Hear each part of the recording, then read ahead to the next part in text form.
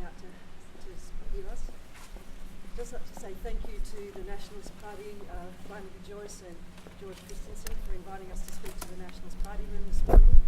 We believe we had a very respectful hearing for our position on the marriage equality and the path forward, and we'd like to see many more debates and conversations along those lines leading up to a free vote. Good morning, everyone. We did express our concern to the Nationals about the proposed plebiscite process, and indeed some of the items that have been ventilated in the media this morning. We stressed to them that there is an easier way to do this through conversations with their community, engaging their community's sentiment on this issue. It was a robust conversation. There were concerns raised which we were able to address, and we were able to put forward to them that this is a very straightforward reform that doesn't need to be complicated by a plebiscite process. This is a reform that can be achieved by a free vote in this Parliament, and indeed something that we know may take them a bit of time to consult with their communities, and we think that that is entirely appropriate. What were some of the concerns that were raised in that meeting? One of the concerns that was raised was about the tone of the debate. They wanted to make sure that within their communities they could have a respectful and inclusive conversation about marriage equality, and we committed to support them in any way that we can towards that. What do you make of the February 11th date? Is it enough time to set this all in motion? Well, there's a lot of uncertainty here. For 14 months, the government has been speaking about their proposed plebiscite, and we're only starting to get some of that detail now. We're talking now about potentially a very complex process being imposed, coming to a head on the 11th of February. But let's see if we can't achieve a free vote on marriage equality before then. We're committed to working with people across the political spectrum, helping them work together to achieve marriage equality. I think there is a great deal of concern about a complex plebiscite process for what is such a straightforward reform. The question asks, or what we assume will be the question, says whether people should be allowed to change the Marriage Act to get married.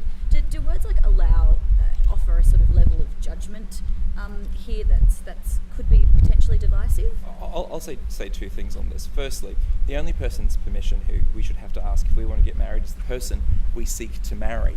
We shouldn't have to ask the permission of millions of Australians to get married. And in terms of the specific question and the intricacies of it, obviously we'll wait till we see the legislation, but there are concerns here, and we should just have to ask the person we want to marry. That's it. Can I ask, where do you stand on the plebiscite right now? So is it convenient to voters not to allow it to go ahead, or is it potentially dangerous to young people who might try to take their own lives? Well, Kerryn may want to address this as well, but I'll just say that this is a really complex process that's being proposed for a very straightforward reform. For 14 months, the government has been talking about the plebiscite, and only a few details are starting to emerge. Another really important point here, to your question, is it doesn't seem that in any of the reporting that we'll actually see the proposed amendments to the Marriage Act. So Australians may not know what they're actually voting on in the context of this plebiscite. Whereas, if we can introduce legislation, multi-partisan legislation, we can have a respectful debate. Members of this Parliament can have respectful and inclusive debates with their own communities. We could achieve marriage equality. I don't believe that denying a plebiscite, if the plebiscite doesn't go ahead, is any kind of denial of democracy for people in the community. I think that we have a democratic process which allows for our politicians to consult with their communities, to come to Canberra and to debate the issues in a parliamentary setting, having consulted widely. We've been having this debate now in the community for almost 20 years, and my wife Jackie and I have been arguing the case for marriage equality for that whole time. And I don't believe that there are any views that have not been aired. There is poll after poll after poll now that has said that the Australian people want to have marriage equality. There is a substantial majority of Australians who want to see this reform. They want to see it done, and they want to see a free vote by our parliamentarians to see it happen. Nevertheless, can I ask, if a plebiscite does go ahead, will you engage with that and obviously campaign? If a plebiscite goes ahead, I think it's important that we all engage in the debate in a way that is respectful and is mindful of the potential damage that could be done to young people and to elders in the LGBT community who have suffered a great deal over their lifetimes.